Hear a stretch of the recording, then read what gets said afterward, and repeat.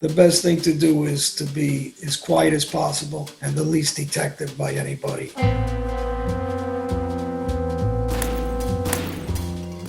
I'm John Alite, known in my neighborhood actually as Johnny Alite in the past. I was raised around the Mafia. I grew up around the Ruggiano family, Murder Inc. I started off as a kid running errands for George Getty and his brother that were Lucchese soldiers. Slowly I worked my way up as an enforcer and a hitman for the Gotti regime. I was around some really nice guys, but really famous Mafia guys as a kid. I mean, at about 3-4 years old, I was already in a boxing ring. And by the time I'm 16, George Getty asks me, can I collect some money for him? I go to baseball bat somebody for him as a young kid. That was my first experience of really hurting somebody that way. During some of those trials, tribulations, I'm also going to prison. I'm able to give kids the insight and future of what their lives will be like if they continue on the path that I used to be on. I never seen the video game Hitman. You know, some of them, I just know the names because people send them to me and, you know, I don't play them. And I just know what everybody does, and I know they contact me about it constantly because of my past.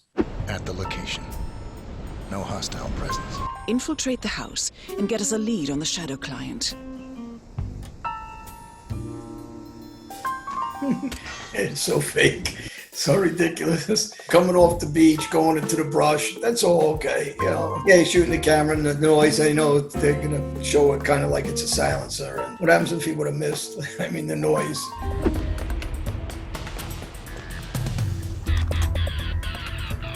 Target down. Well done, 47. Now get off the property. Well, you know, actually, if you're breaking into a house like that and you want to hit somebody and you're going to hit them from a distance, you know, the accuracy of that handgun from that distance, you might not accomplish your job. So, and then the rest of it's not planned out if you're having a shootout on the way out the door too. So it's done sloppy. It's not done like somebody that knows what they're doing or has done this.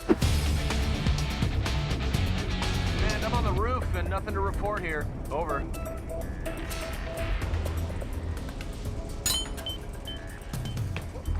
There is no such thing as a coincidence.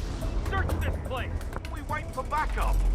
I've been to Afghanistan, and this is not a mistake you do twice. Target down. Well done, 47. Now get off the property. When we do scores on one end of town, we would set up a decoy on the other side. So what he's doing, the plot of it, in really in foresight of it, of what they're doing is okay. But the rest of it's just completely insane. He's up at the location. The language these guys are using is terrible. The idea of setting poison in down through the vents, I mean, it's so far-fetched, all that stuff. The actual plot of trying to divert the attention somewhere else is okay if it was done in a different way.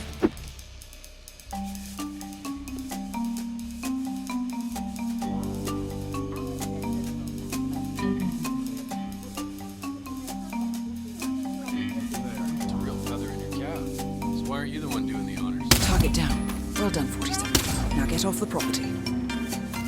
Nah, no good too. Same thing. Too much noise. He's assuming he's going to hit it from across glass, depending on how that glass is structured. If the bullet bounces somehow, he doesn't have the accuracy. He's got to hit the guy also. So now you get several shots. So the whole setup is no good.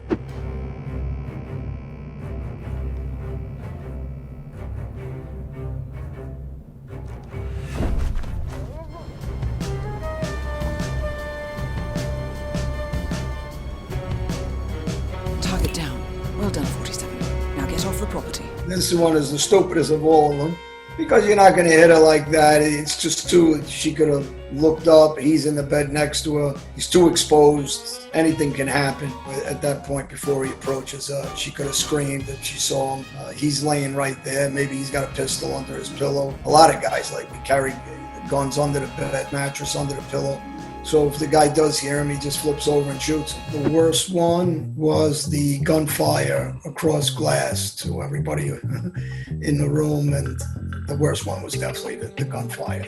Overall, I think some of these games need a lot of work. And when you're watching these video games, the first thing I always think about, what I always talk about as being a street guy and gangster, is the adrenaline rush. So these kids get the same idea of an adrenaline rush through these games. but they don't see the realistic part of the consequences of a game compared to life. I started helping kids in the inner cities, in schools and juvenile centers, and I started speaking and becoming a public speaker to kids. I really enjoyed what I was doing, saving lives and helping kids, and they could change their lives before their lives go in a direction completely where mine did. And I really work day and night at this now, trying to save some lives, and it's really important to me. Hey everybody, thanks for watching another episode of Professionals Play. If you like this video, make sure you subscribe because we got plenty more content.